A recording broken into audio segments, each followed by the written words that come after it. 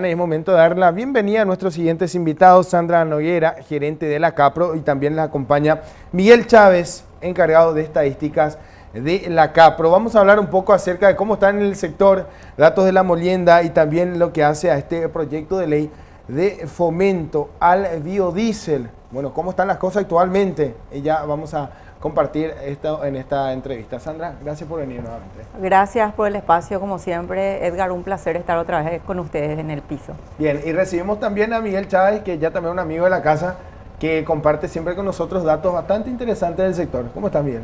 Muy bien, un gusto estar de vuelta con ustedes.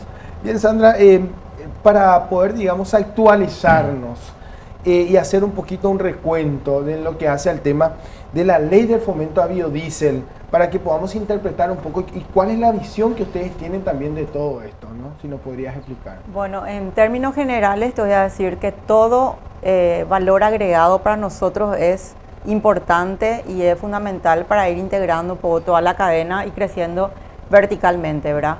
Vemos con buenos ojos un fomento al biodiesel, pero tenemos reparos con respecto a este proyecto de ley porque consideramos que tiene algunos puntos que se tienen que mejorar. Así como está, nuestro criterio es que no se debería aprobar, teniendo en cuenta principalmente que fija cupos a empresas, fija también la posibilidad de que la autoridad de control sea la que tenga facultad para fijar precios. Nosotros consideramos que tiene que haber libre oferta y demanda en todo eso, ¿verdad? No podría establecerse eso por una ley, porque va en contra de la Constitución Nacional, ¿verdad? También consideramos que el corte obligatorio del 15%, no podríamos llegar de la noche a la mañana a eso. Actualmente el corte es del 1%. Creo que en la propia ley debería existir un plazo razonable para que los actores o los posibles proveedores del producto puedan adecuar sus instalaciones y hacer las inversiones necesarias. Que esto sea gradual hasta llegar al 15%. Que sea gradual. Y de hecho, en la ley debería estar, a nuestro criterio, un porcentaje mínimo, un corte mínimo obligatorio y uno máximo, ¿verdad? Actualmente la oferta disponible es del 3%, de acuerdo a los datos que dio el director de combustibles del Ministerio de Industria y Comercio. Nosotros consideramos que se podría poner en la ley, por ejemplo, un mínimo del 2 o 3% y el máximo del 15%, y decir que en un plazo de 5 años se podría llegar a ese plazo máximo, ¿verdad? O sea, que la autoridad de control sea la que haga los ajustes progresivos, pero en un plazo determinado, porque de lo contrario se podría quedar eternamente en un 3%, ¿verdad? Okay. Entonces no hay garantías como para poder realizar las inversiones en ese rubro específico. Nuestras empresas asociadas tienen la capacidad de poder proveer hasta incluso ese corte obligatorio del 15%. Y hay que destacar algo, Edgar. Nosotros no fuimos, por ejemplo, invitados en todo este proceso. Entonces, nosotros nos enteramos que había un proyecto de ley, sin embargo, no estábamos como actores relevantes dentro de esa cadena, ¿verdad? Y somos los proveedores naturales porque somos los que producimos aceite. Y algo llamativo, Sandra, porque siempre se habla de datos que permitan generar proyectos o programas en este caso, bueno, sí, proyectos en este caso, con datos certeros. Y en este caso, Miguel, siempre hablamos de los datos estadísticos y cómo estamos actualmente. Y cuando se habla de este porcentaje, ¿cómo están en el sector? Para poder entender un poco en números, si se puede llegar o no, se puede asegurar a largo plazo, se puede mantener esto. ¿Cómo están en el sector en ese sentido? No, la posibilidad es muy interesante, muy positiva, ¿verdad? Para tener un número, la demanda mensual de diésel al mes es más o menos de 110 millones de litros, ¿verdad? Eso es lo que más o menos se consume en Paraguay en un mes. El corte sería del 15% y las empresas asociadas a la Capro producen más o menos 70 millones de litros de aceite al mes, ¿verdad? Estos 70 millones de aceite de litros al mes, solamente destinando el 25% más o menos a la producción de biodiesel, ya se estaría cubriendo. O sea que con una pequeña porción de lo que es hoy en día la producción de aceite, ya se puede cubrir tranquilamente el corte máximo que se habla en esta ley, que es del 15%. Okay. y no cambiaría demasiado el esquema un poco para las empresas, ¿verdad? O sea, es algo que se puede llegar a proveer de manera rápida, ¿verdad? Okay. O sea que no hay problema en este sentido. No habría ningún problema y de hecho tenemos todo el know-how. Las empresas asociadas a Capro, muchas de ellas ya producen biodiesel en otros países, ¿verdad? Entonces es cuestión de hacer las inversiones necesarias en un plazo razonable como para poder ofrecer este nuevo producto, ¿verdad? Siempre tomamos como ejemplo a los países de la región porque si bien muchas veces están avanzando, también aprendemos de sus errores. Y en Brasil se habla del uso del 8%, inclusive este año plantean llegar al 10%. ¿Este esquema sería similar al que se debería aplicar acá en Paraguay? O porque, como bien habla, de un corte del 15%, de no tener un porcentaje siquiera de histórico. Sí. No hay datos. No, por eso yo creo que tendría que ser en forma gradual, ¿verdad? Y en un plazo razonable. No tampoco dejar sin edie llegar a ese corte máximo obligatorio, ¿verdad? Porque si no, las empresas que podrían hacer las inversiones quizás no estén interesadas en hacerlo porque finalmente no sabes si va a haber demanda del producto. Entonces, sí considero que tiene que hacerse en forma gradual en un plazo razonable. Hablaba de los datos de la región también, me viene a la mente la Argentina, que en el 2010 habían arrancado con el 5% y de acuerdo al último informe en el 2013, la mezcla había llegado inclusive al 10%. ¿Esto se tuvo en cuenta estas recomendaciones? Cuando ustedes realizaron un comunicado, conversaron con quienes estaban a cargo del proyecto, se mostraron abiertos a decir, bueno, debemos estudiar a profundidad. Yo creo que sí. Nosotros, de hecho, cuando nos enteramos de este proyecto de ley, presentamos oficialmente. Primero nos fuimos a la Comisión de Industria de la Cámara de Diputados, donde estaban analizando en ese momento el proyecto. Les presentamos justamente todo esto que estamos mencionando ahora aquí. Le dijimos qué se debería mejorar en esa ley para que realmente pueda cumplir su cometido, que es el fomento del biodiesel, ¿verdad? Entonces nos escucharon atentamente, hicieron algunos cambios, pero en lo fundamental que es la posibilidad de que todos puedan competir en igualdad de condiciones y que no exista cupos para las empresas, porque en este proyecto se menciona directamente que pueden ser sujetos habilitados las pequeñas, medianas industrias, ¿verdad? Entonces quedan afuera las grandes industrias, cuando en realidad somos las proveedoras las que hacemos aceite. Entonces estamos por esta ley quedando afuera de la posibilidad de proveer. ¿Por qué se le dejó de lado? No, quizás consideraron solamente las empresas que actualmente están proveyendo. Entonces a los competidores, a los que están ya en el mercado, por eso siempre hablan, no se puede pasar del 3 al 15, porque están teniendo en cuenta, del 1 al 15, porque tienen en cuenta las que están operando actualmente. Claro. Entonces, no a las tienen potenciales. La capacidad, digamos. Quizás actual no, pero quizás con algunas otras inversiones podrían hacerlo, ¿verdad? Pero cuando hablan de que la oferta actual es solamente del 3% a nivel país, te digo, es cierto, quizás haciendo las inversiones necesarias vamos a llegar y podemos llegar al corte obligatorio, ¿verdad? Y te digo, en un plazo razonable. Miguel, queremos conocer un poco también los datos del sector de la molienda. ¿Cómo estamos actualmente en relación al año pasado para lo que hace ya a estos 2 primeros meses, por lo menos si ya se manejan los datos? ¿Y cuál es la proyección que tienen a partir de esto? Bueno, para los 2 primeros meses del año estábamos con una molienda con caída, ¿verdad? En relación tanto al año pasado como al promedio también de los últimos 3 años. Hay que tomar en cuenta que el año pasado se dio una característica muy particular, ¿verdad? Que es la de una molienda que arrancó muy temprano. Eso nos dio que el número de enero fue bastante elevado, ¿verdad? Entonces eso se traduce un poco también a la hora de volver un poco a las condiciones más naturales del mercado, que es arrancar recién en la quincena de enero con la molienda. Entonces eso nos da un poco números negativos, pero mirando un poquito el panorama más amplio también, ¿verdad? Pensando un poco más hacia el futuro, lo que vemos sí es que la molienda no llegaría a lo que fue el año pasado, que el año pasado tuvimos relativamente buenas condiciones internacionales, principalmente en términos de precio a principio del año pasado, cosa que no se está repitiendo. Entonces lo que no tenemos buenos precios actualmente. No lo estamos teniendo como los teníamos el año pasado, ¿verdad? Entonces, ¿La reducción es mínima o ya es considerable en la atención al volumen? es significativa, es ya significativa, ¿verdad? O sea, el año pasado tuvimos un contexto internacional un poco diferente, ¿verdad? Teníamos, por ejemplo, Argentina, que es uno de los principales productores de harina del mundo, con una molienda muy baja, ¿verdad? Con una producción de harina bastante baja. Por la sequía que tuvo. Por la sequía que ellos tuvieron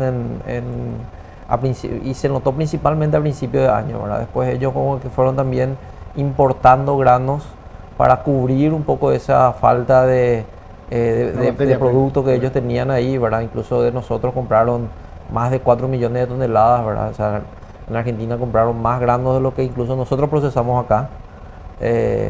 Pero bueno, eso se fue ya como que estandarizando, ¿verdad? Ya está otra vez en una situación normal, ¿verdad? Entonces los precios como que volvieron a estabilizarse.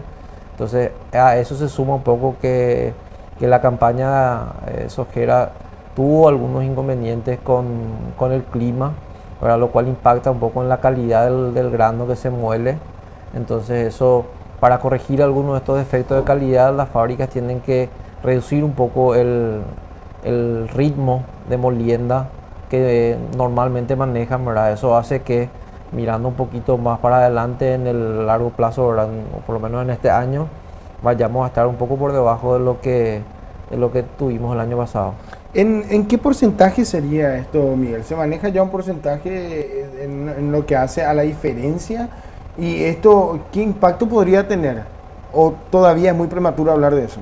Es todavía prematuro, ¿verdad? Todavía tenemos un poco soja que está saliendo, ¿verdad? Hay que ver si es que se puede mejorar un poco la calidad de los granos que se van recibiendo, pero estaríamos hablando de 5% por debajo de lo que fue el año pasado, en números muy preliminares, ¿verdad? Todavía necesitamos ir avanzando un poquito y viendo cómo reacciona para poder dar cuenta de esto, ¿verdad? Pero donde sí se está asistiendo bastante ya es en el comercio exterior, ¿verdad? Los volúmenes ya están bastante por debajo de lo que fue el año pasado, los volúmenes de exportación, y como también le decía, el tema del precio, entonces eso hace que también el ingreso de divisas esté bastante por debajo para lo que es la industria, ¿verdad? Es decir, que este porcentaje sin duda representa lo que estás mencionando, la situación internacional, Argentina, que bueno, ya no va a comprar el volumen, y en lo que hace las proyecciones que tienen para este año. Y estaríamos cerrando, como te decía, más o menos 5% en términos de molienda de soja, ahora 5% por debajo de lo que fue un poco, de lo que fue años anteriores. El aprovechamiento depende de nuestra capacidad va a estar bastante, o sea, va a estar un poco por debajo de lo que veníamos teniendo, ¿verdad? Porque te decía, ¿verdad? Que muchos de las fábricas tienen que ir un poco a ritmo más lento. Eso hace que no se aproveche la capacidad total nominal que tiene la fábrica de trabajar las 24 horas, ¿verdad?